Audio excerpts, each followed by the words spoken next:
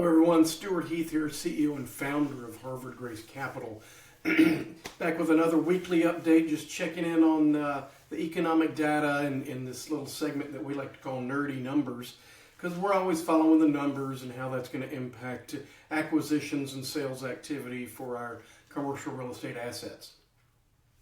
So last week, a couple of days, we got a new inflation report last week on Friday. A couple of days before that, we get the Fed minutes from their meeting earlier in the month, and we discovered that they are still have some concerns over stagflation, which was really interesting when you look at the inflation report that came through. And my conclusion is, I'm not the sharpest tool in the shed. I don't have all the data, certainly don't have all the resources of the Federal Reserve. Nevertheless, I just don't understand where the concerns over stagflation come from. Now, stagflation is an economic slang term that refers to a period of slow growth, not a decline in growth, that would be recession, but a slow growth and high unemployment and high inflation. It's these last two factors that I'm just like, inflation seems to be under control. Unemployment is very much under control. We've been at a rate of full employment for well over a year now, what's deemed to be full employment, with unemployment rates in the 4 to 5s, and because there's always flux in the economy. So I just don't understand. Now, I know they're projecting forward and they're trying to look well beyond the data, although I would just suggest that Fed models do not always turn out to be accurate. I just point you to the Atlanta Fed's GDP estimator.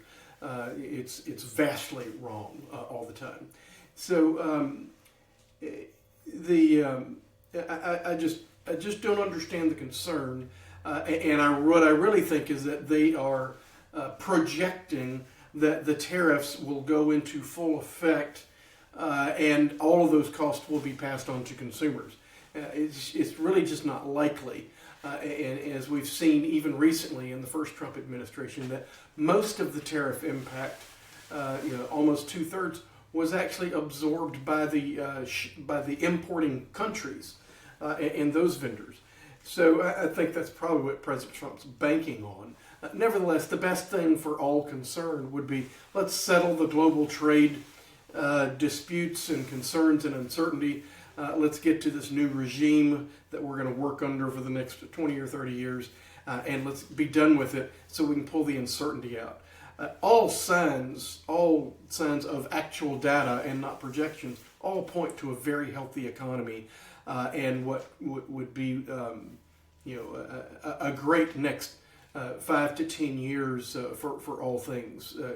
Income, the AI impact's going to be unbelievable, and all of that will have to do with people and real estate and things of that nature.